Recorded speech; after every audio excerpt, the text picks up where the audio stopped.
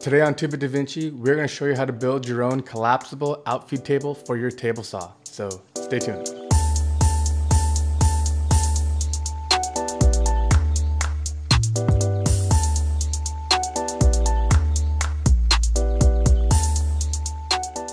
All right, so let's talk about what we need to build for the structure of the outfeed table. So you'll notice here I actually used plywood and I actually laminated two pieces together. So these two pieces here are the main support. You'll notice that the hinges are on here and the hinge system is what will attach to the saw end. So here I have my lag bolt and I just drilled a hole through here again on the main support system, and the bolt goes through, and these are the legs that I created.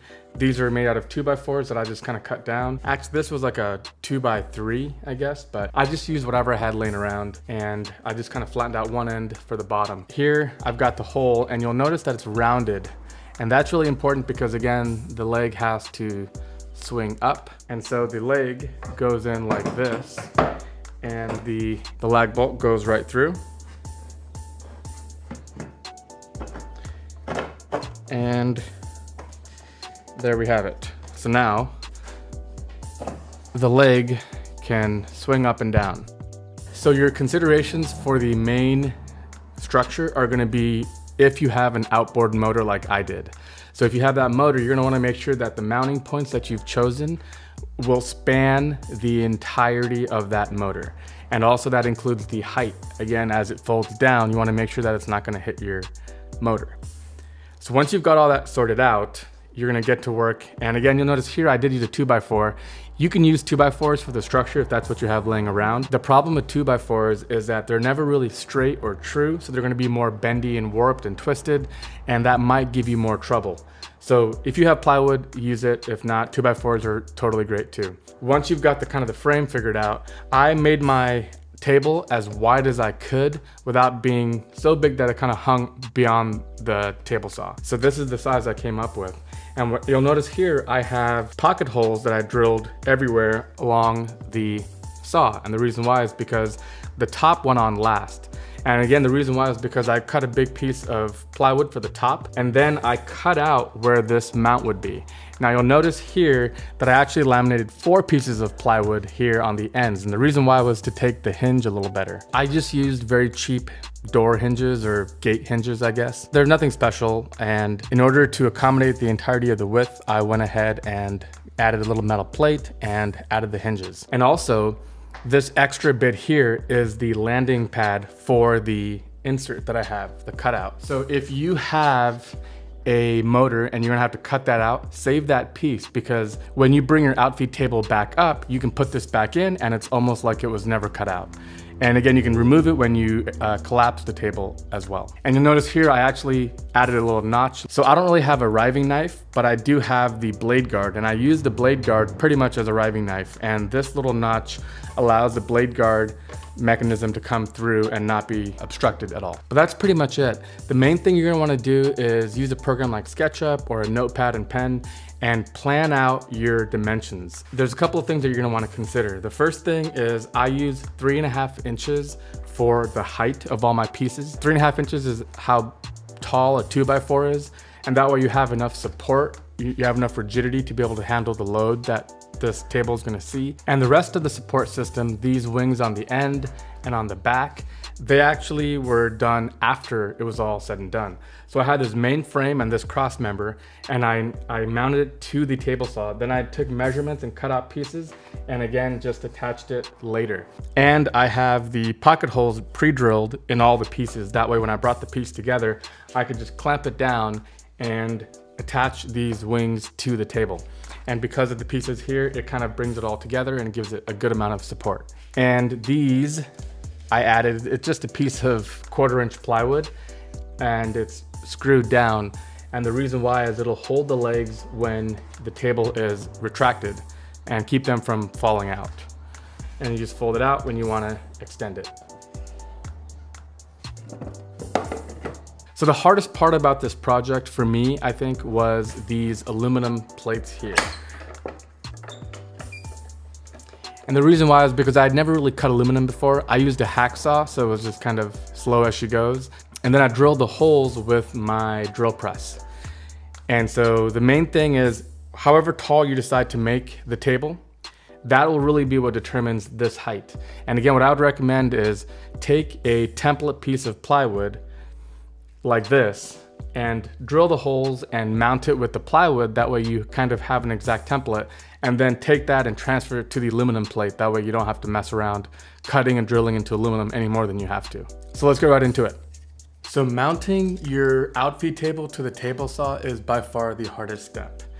And what it really requires is building a couple of these aluminum brackets that will seat to your fence. So here you'll notice that here's the bolt. And if you remember in the other part of my video, I mentioned that I moved my fence all the way over to get the maximum rip capacity. So as a result, this bolt is just floating and not doing anything. So this was a perfect example of how this would work. So what I did at first is I took like a wood sample and I drilled holes to figure out, once I had the height, how far I would have to drop the mounting point in order for it to swing up and be level.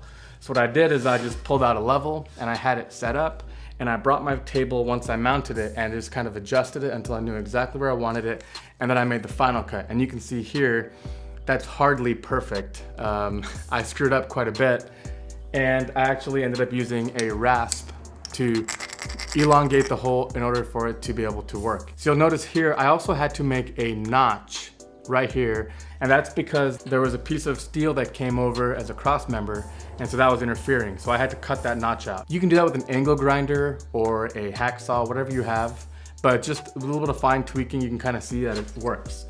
So once you've got all of that, what you're gonna do is you're gonna back the screw out, and you're going to insert your new cutout. And you'll see that it hangs, and because it's just one bolt, it's gonna cantilever a bit. That's okay. When the two pieces join each other, it'll give it a little bit of rigidity, and that's gonna be just fine. The same for the other side as well. So there we go. I wouldn't tighten it too much just yet. Leave it loose, that way when you bring your Outfeed table in, you can make minor adjustments to it and get it dialed in just right. Okay, the second hardest part probably is gonna be making the legs. And so what I did is I actually took a compass, and once I determined the center, I just used the compass and drew a line. And I made the cut with a jigsaw, and it was really rough. And I came back with my belt sander and I laid it on its side, and I just ran the cut through like this until I came up with something that looked pretty good. And also, the smoother the better, because you don't want there to be any friction as it touches the other wood. And the last thing is, once you've got that all set up, you're gonna put that down, and you wanna push the wood back as far as you can here. The reason why is when it is extended, you want the wood to hit this back plate and give you kind of a logical stopping point. If you put the wood like here, then it's gonna go beyond 90 degrees, and you don't want that. So you wanna put the wood butted up right next to the wood, and you'll make your mark. Once you've done that, you'll drill out that hole, and make that hole pretty large, big enough for your lag bolt, and maybe even a little bit bigger, because again, your lag bolt, you don't want there to be any real friction, you want it to be real nice and smooth. Once you've done that and you check that it fits just fine, you're ready to install. So now the leg will come in, and you're gonna butt it up all the way. All right, there we go. And then a washer and a nut on the other end will do it.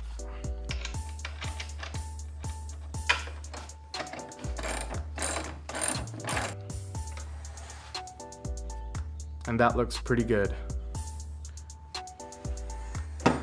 So on the other side of the leg, I went with something like this, which allows you to control the height later by threading it in and out. And the other main reason why is, if you notice at the very top, this leg can't just be as long as you want, because it'll interfere with the table saw on the other end. So as a result, I was actually too short based on how long the table was versus how tall it needed to be when it was swung out. The dimensions weren't quite enough for me to be able to make the leg long enough. So that little bit of attachment gives you the rest of the way. All right, as you can see now, I've got the new spacers installed, and let's see how we did. You can see that it's kind of making a little bit of contact there, so I gotta watch that, but that's not a big deal.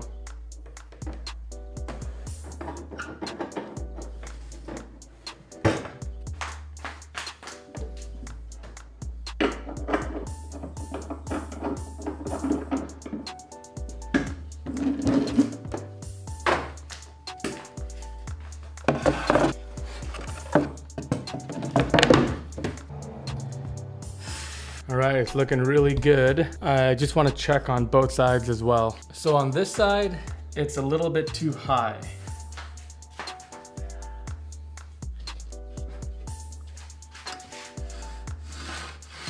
Okay, so now we have it really nice and level, and we are ready to rock and roll. As you can see, this is gonna be a great little addition to our table saw that we can fold away whenever we don't need it. And I can't wait to get started using it and cutting big pieces of plywood and showing you guys more to come. So thank you guys so much for watching. Stay tuned and we'll catch you guys next time.